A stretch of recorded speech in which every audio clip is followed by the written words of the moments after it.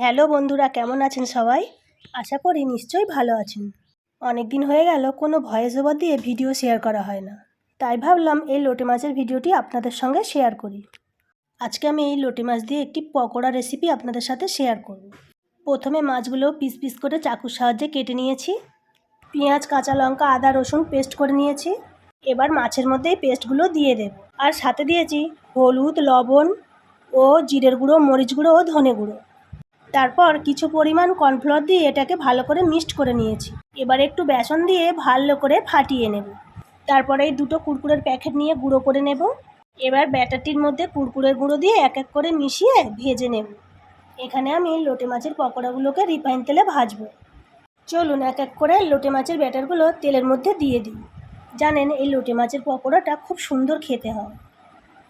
আপনারা একবার বাড়িতে ট্রাই করে দেখুন, খুব সুন্দর লাগবে খেতে। হোক, এইভাবে একে একে করে পকোড়াগুলোকে সব ভেজে নেব।